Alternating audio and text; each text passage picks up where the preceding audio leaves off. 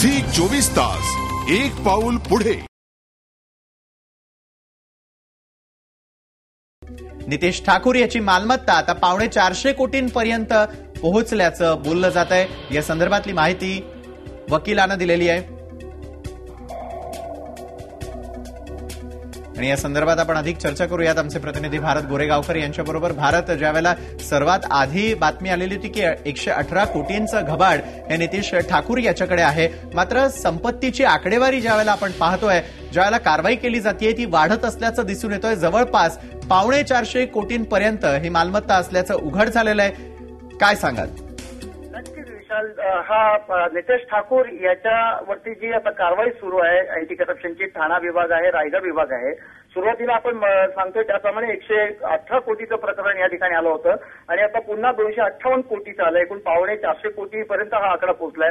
कोकणातला रायगडमधला कुबेरच आता लाचलुचपत खात्याच्या हाताला लागलेला आहे आणि यानंतरही पुढचा युक्तिवाद त्यांचा कोर्टामध्ये महत्वाचा होता की आणखी याच्यामध्ये जे संभावित आरोपी आहेत त्यांची अटक झाल्यानंतर, त्यांची झाडाझडती झाल्यानंतर कोट्यावधी रुपयांचे बेहिशोबी बाळगलेले दागिने, महागड्या गाड्या या सुद्धा तपासायच्या आतापर्यंत शिल्लक राहिलेल्या आहेत। या रकमेमध्ये कुठेही त्यांच्या महागड्या गाड्यांचा उल्लेख नाही आहे। त्या गाड्या सुद्धा ताब्यात घेण्याची कारवाई लाचलुचपत प्रतिबंध विभागाला करायची आहे। त्याच्यामुळे 450 कोटी पुन्हा आणखी 600 ते 700 कोटीच्या घरात जाण्याची शक्यता आहे। विशाल, नक्कीच ज्या प्रकारे आपण सांगताय भारत की 26 ठिकाणी एकूण कारवाईला सुरुवात झालेली आहे, त्यांच्या कुटुंबियांवरती देखील या संदर्भामध्ये जो आहे तो गुन्हा दाखल करण्यात आलेला आहे। मात्र आणखी कुठले बडे नेते किंवा काही अधिकारी यामध्ये अडकण्याची शक्यता देखील आहे का? नेमकं कुणामुळे ही कोट्यवधींची माया जमा करणं ठाकूरला शक्य झालेलं आहे, या संदर्भात काही माहिती पुढे येते का?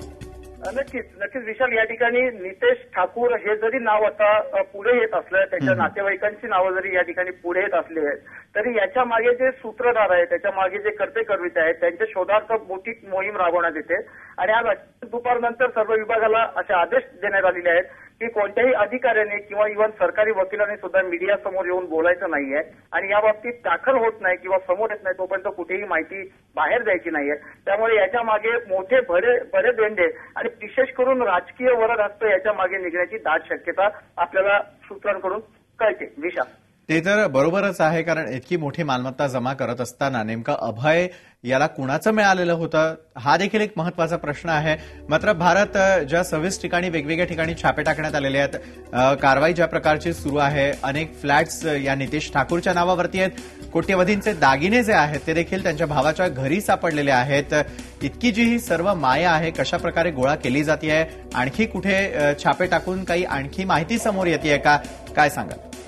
नक्कीच, याने नितेश ठाकूर हा 1988 पासून लोकसेवक म्हणून नोकरीत आहे आणि याच्यानंतर त्यांनी आपल्या पदाचा दुरुपयोग केला ही तर प्रथम दर्शनी बाब न्यायालयासमोर आज मांडलेलीच आहे।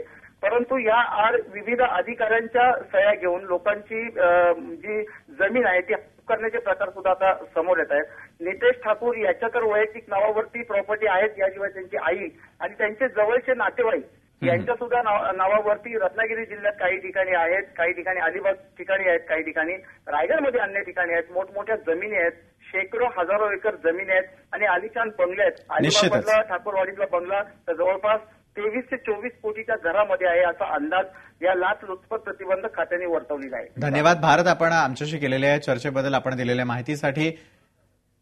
उपजिल्हाधिकारी असलेल्या, निलंबित उपजिल्हाधिकारी असलेल्या नितेश ठाकूरकडची मालमत्ता आता कोट्यवधींच्या घरात पोहोचलेली आहे। 118 कोटींवरून हा आकडा सध्या वाढत असल्याचंच चित्र समोर येत आहे। झी24 तास एक पाऊल पुढे।